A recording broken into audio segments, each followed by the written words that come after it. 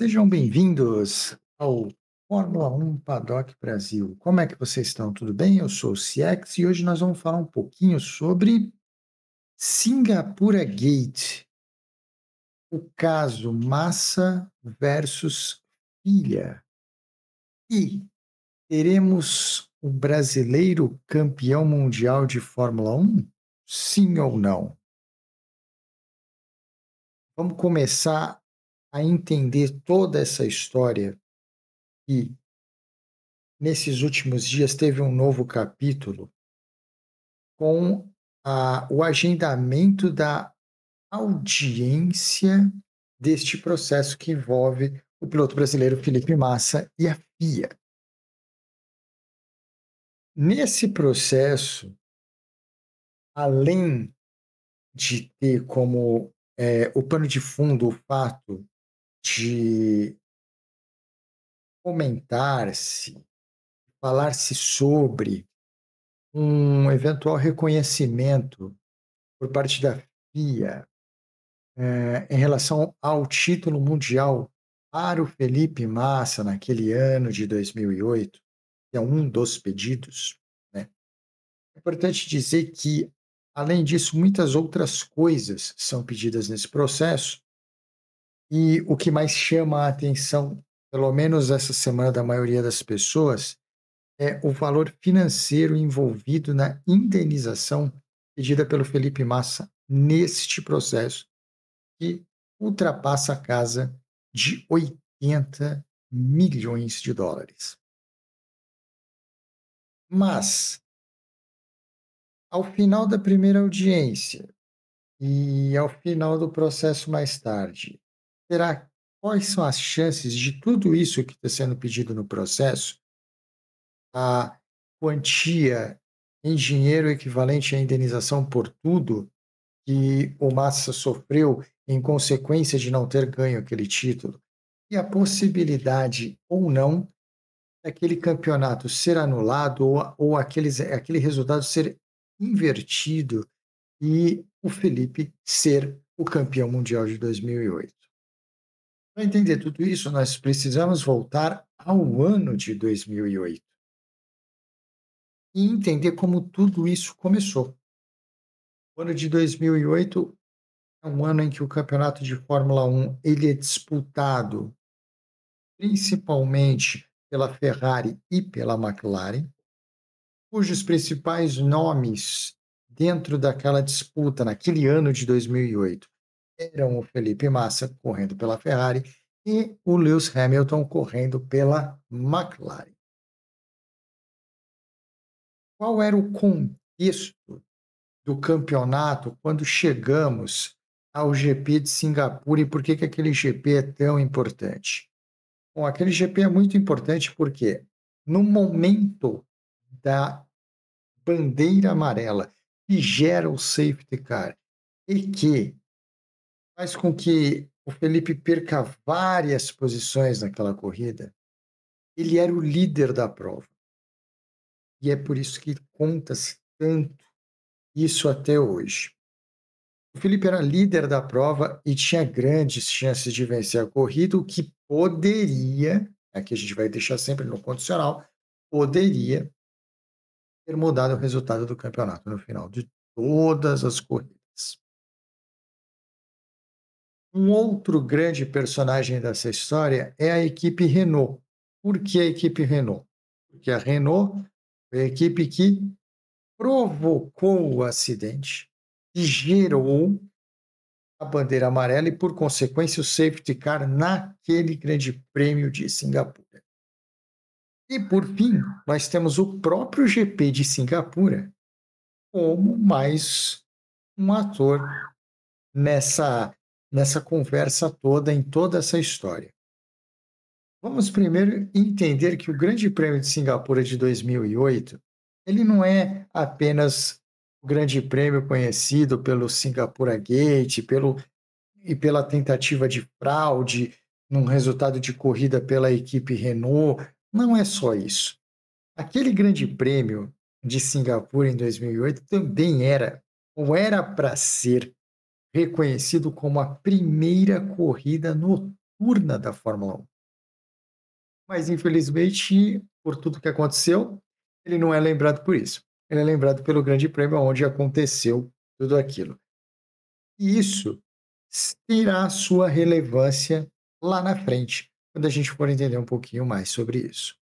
Um dos atores dessa história toda, a equipe Renault, na época comandada pelo Flávio Briatore e o Pat Simons, vinha de uma sequência bem ruim.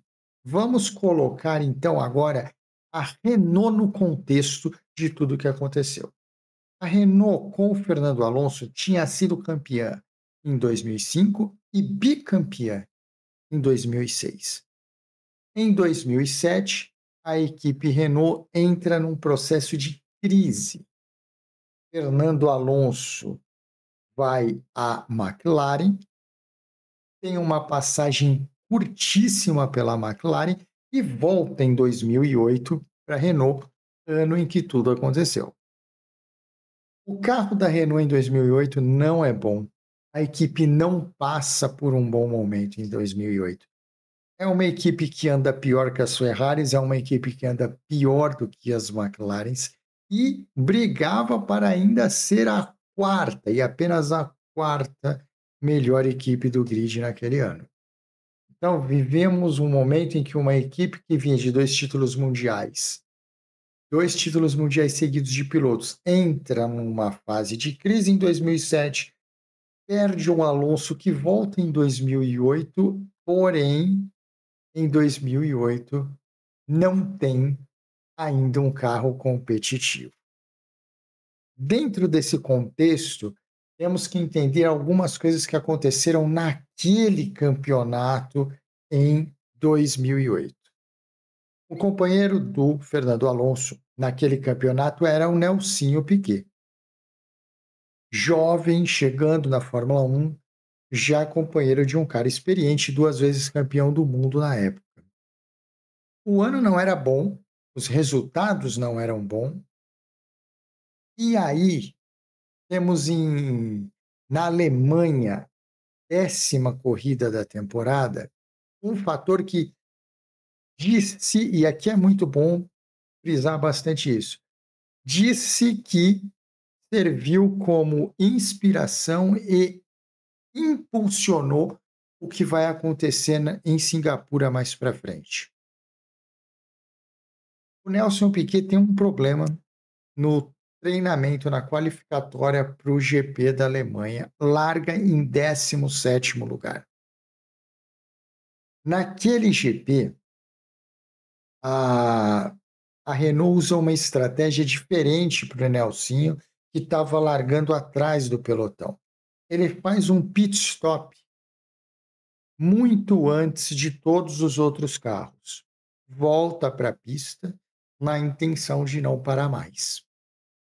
Na evolução daquele Grande Prêmio da Alemanha, Timo Glock bate o carro e gera uma bandeira amarela.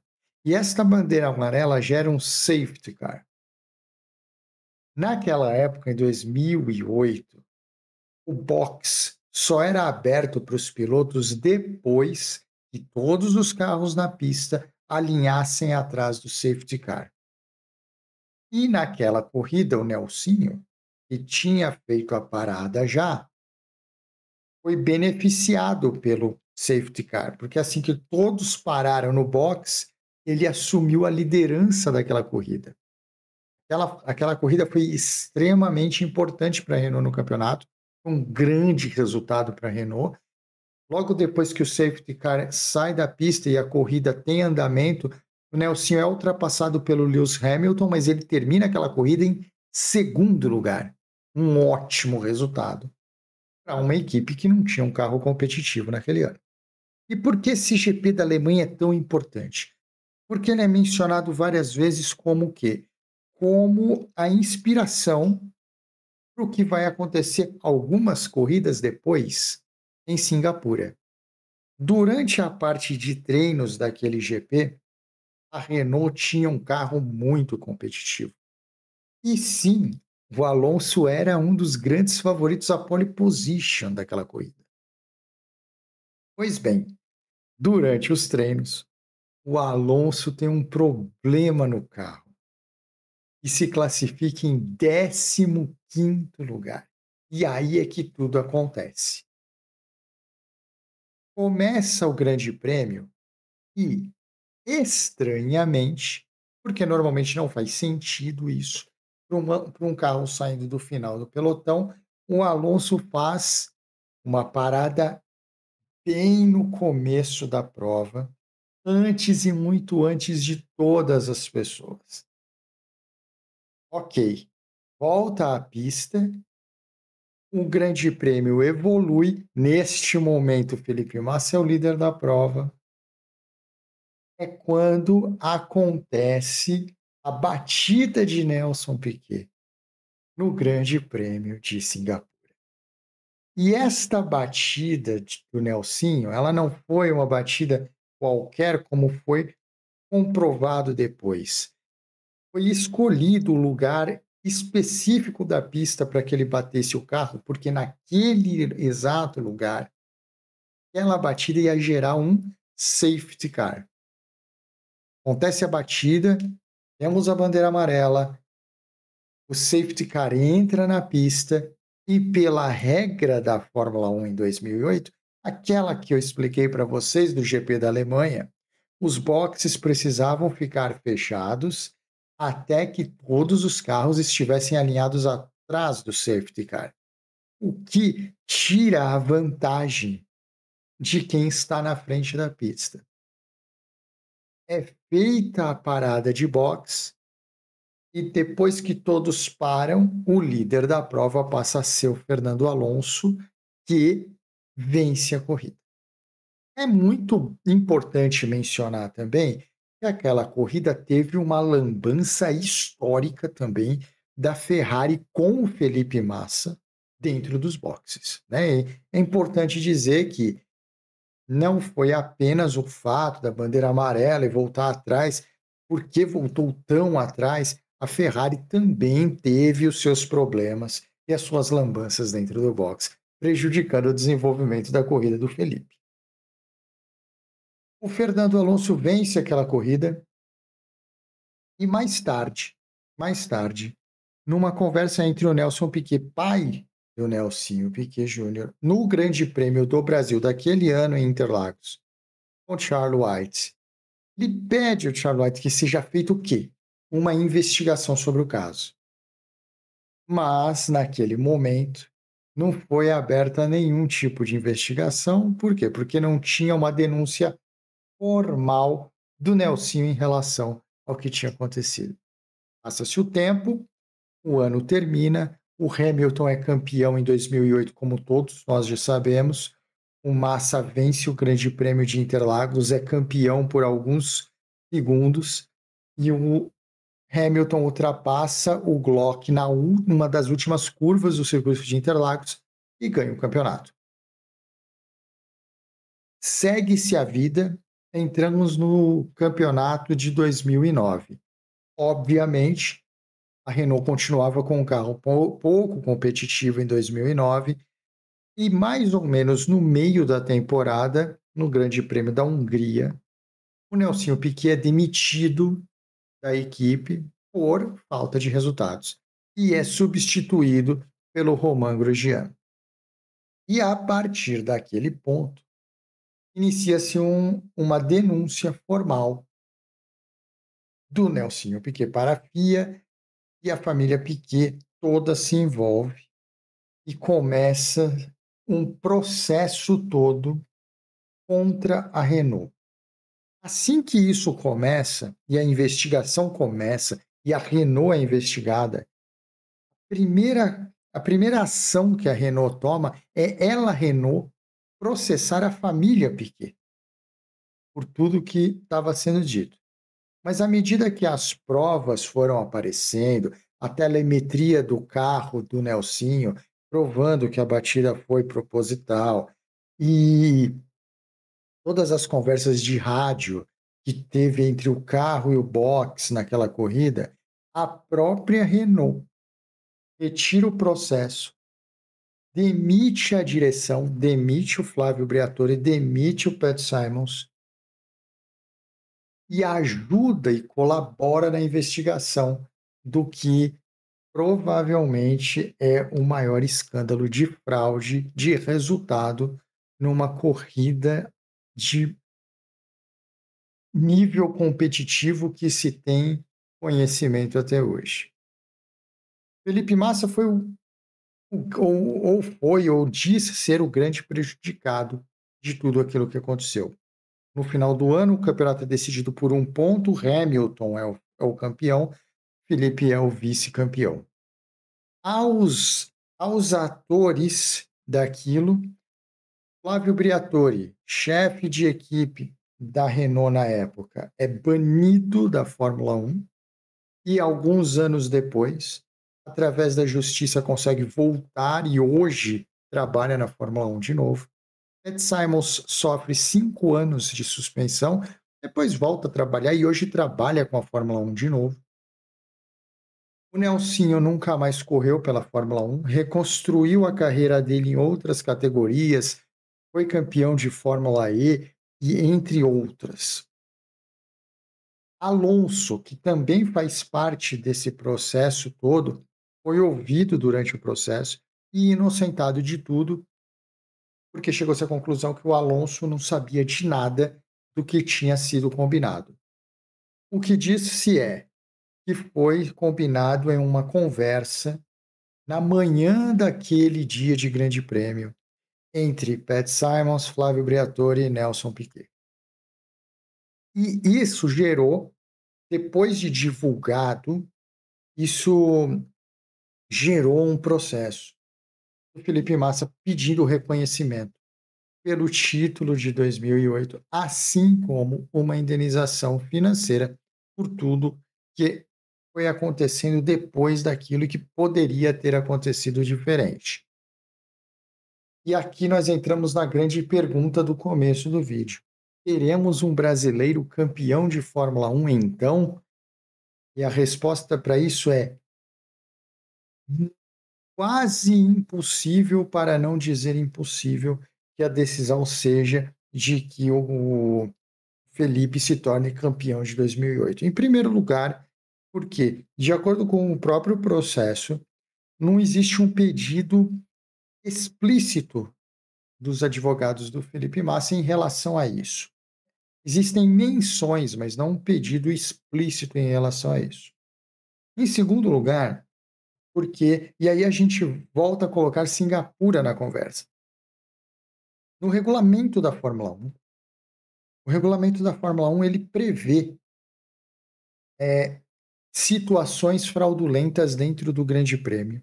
E dentro deste artigo, principalmente naquele de 2008, também se previa punições para quem fizesse qualquer tipo de atividade fraudulenta ao Grande Prêmio. E as pessoas envolvidas naquela fraude já foram punidas.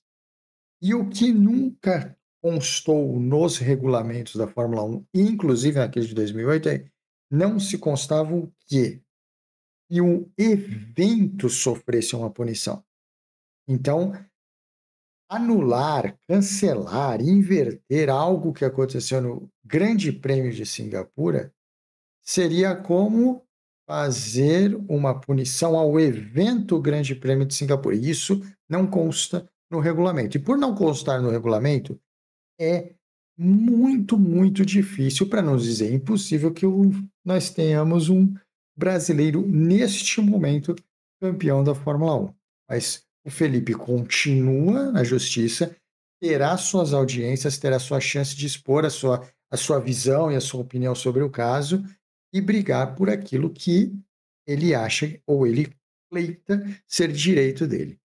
Então, não acho e é extremamente improvável que o Brasil tenha um campeão mundial de Fórmula 1. Pelo menos não neste processo com esta audiência que vai acontecer no mês que vem e que quando acontecer a gente vai falar de novo aqui sobre o que aconteceu e quais são os caminhos dali para frente. Mas Dentro das pistas, nós estamos com uma ótima geração de pilotos e que provavelmente terão chances em equipes grandes e não deve demorar muito para a gente ver um piloto brasileiro com chance numa equipe competitiva grande com chances de título mundial. Hoje foi um tempo que nós passamos aqui para conversar sobre o Singapura Gate, todo esse processo que o Felipe Massa faz contra a Fórmula 1 e não só contra a Fórmula 1, e também entender quais as chances de todo esse processo, no final das contas, se transformar num título para o Felipe, o que seria a retirada de um título do Hamilton, não é verdade? E essa chance é mínima, muito, muito pequena de acontecer. Sobre Singapura Gate, caso Massa versus FIA e a chance do Brasil ter um novo piloto campeão do mundo, era isso que a gente tinha para falar para vocês hoje. Se você gostou desse vídeo, se você não tinha um conhecimento maior sobre todo esse caso, sobre o Singapura Gate e nada que envolvesse ele, ou da onde vieram as coisas que aconteceram naquele grande prêmio, e foi bom para você, foi uma experiência legal, deixe um like no vídeo da gente, se inscreva no nosso canal e aguarde pela gente, porque a gente se vê aqui em breve, numa próxima oportunidade.